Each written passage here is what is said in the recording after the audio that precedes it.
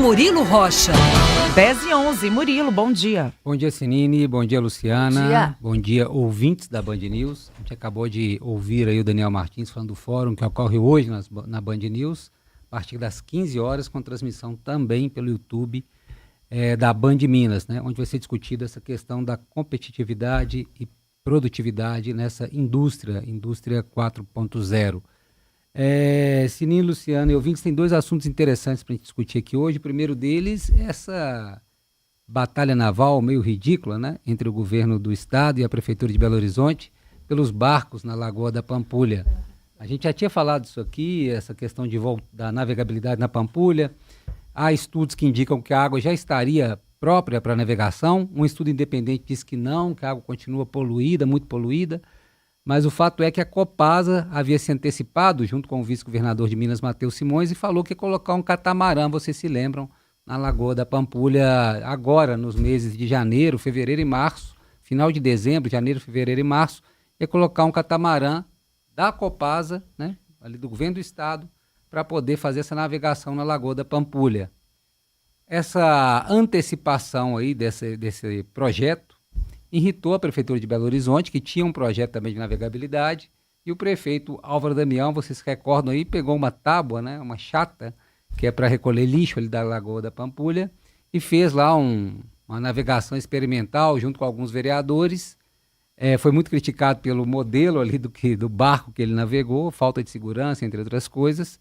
E ele, na ocasião, falou que a prefeitura que teria um barco para poder fazer essa navegação, catamarã, tal, moderno e tal, já até abriu um edital de licitação para poder adquirir esse barco e fazer esse passeio. E, recentemente, acabou proibindo o governo do estado de também, né, não permitir o licenciamento para o governo do estado explorar ali com esse barco da Copasa. E ontem, o facto é que ontem, o vice-governador Matheus Simões falou sobre isso, falou que, né, tudo bem, segundo ele, palavras dele, que se a prefeitura quer gastar o dinheiro dela, segundo ele, a Copasa só queria ajudar, colocando o barco ali, custeando um barco, mas se a prefeitura que quer fazer isso, que o faça. Ainda ironizou o modelo do barco lá, que o Álvaro Damião navegou de forma experimental, que era aquela chata de madeira lá, que é, na verdade, para recolher lixo da Lagoa da Pampulha. Enfim, a situação hoje se tiver algum barco navegável na Pampulha, será o da Prefeitura de Belo Horizonte e não do governo do estado, porque a Prefeitura, né, não liberou aí o licenciamento para o estado fazer essa atividade lá.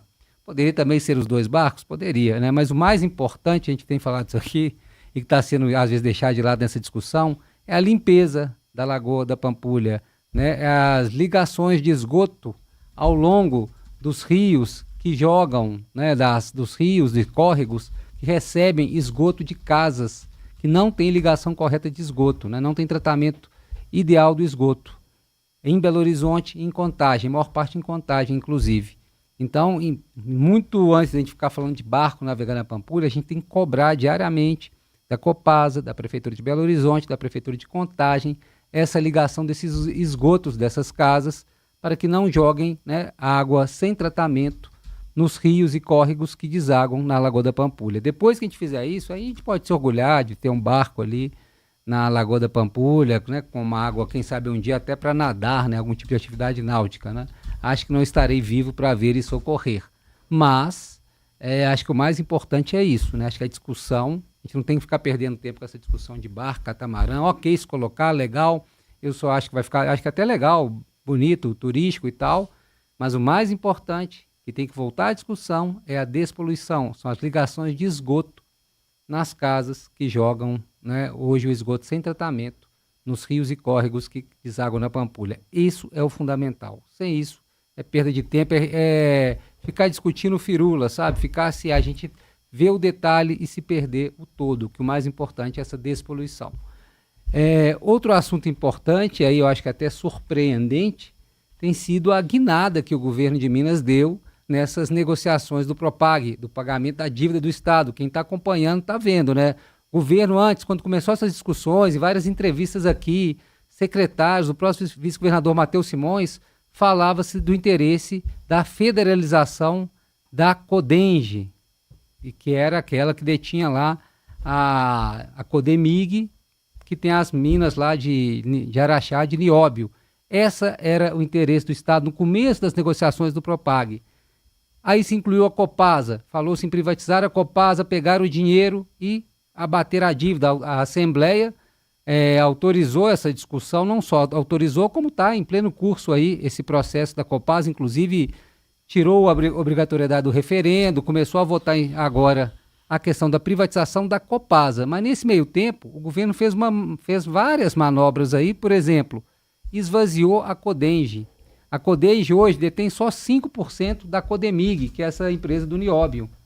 Ou seja, a Codenge, se vai entrar no pacote de federalização, o valor dela fica bem menor. E o governo, como acha que a Copasa vai ser bem sucedida, já fala agora na CEMIG.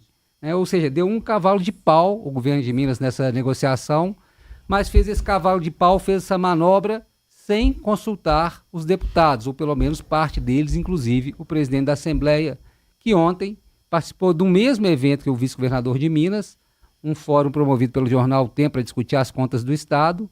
Lá, nesse fórum, o Matheus foi o primeiro a falar, falou que seria um absurdo, seria um assalto entregar a Codemig ao governo federal, e falou e defendeu agora a privatização ou federalização da CEMIG. Logo depois, o presidente da Assembleia subiu ao palco e falou que de forma nenhuma, que isso não estava no acordo, não havia sido combinado isso com os deputados, e falou que ele é totalmente contrário a colocar em votação essa questão da CEMIG. E aí sim, também teria que passar por um processo, essa questão para ter referendo ou não. E pela entrevista do presidente da Assembleia, ele já deu a entender que não vai seguir por essa linha, ou seja, há uma divergência explícita aí entre o que quer o governo do Estado hoje nesse programa de pagamento da dívida e o que foi acordado lá atrás com os deputados na Assembleia.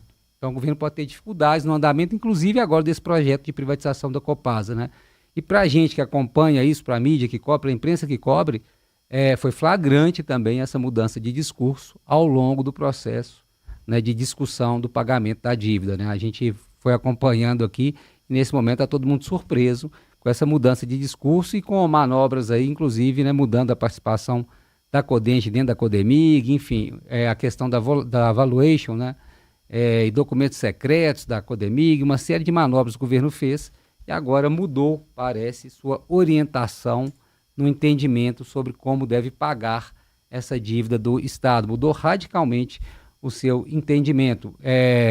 Nada contra, eu acho até bom que a Codemig continue com Minas Gerais, assim como a CEMIG, a Copasa, O problema é que tem que ser uma negociação acordada, inclusive com os deputados, que estão parecendo aí meio, que foram traídos. Não sei se esse é o melhor termo, mas acho que os sentimentos de muitos deputados eram esses. Estavam discutindo uma coisa, quando na verdade o governo parece que estava planejando outra, esse discurso aí de Copasa e tal, Codemig, virou tudo meio assim inútil, porque o governo tinha uma intenção, estava agindo para essa intenção sem comunicar a maioria dos parlamentares. Então esse é o clima hoje na Assembleia lá, meio um clima, os deputados surpresos e alguns deles se considerando inclusive traídos nessa discussão. Inclusive o presidente da Assembleia, Tadeu Leite, que é um dos fiadores aí desse processo para a privatização da Copasa, por exemplo. É isso. Sinine, Luciana. 10h20, breve intervalo.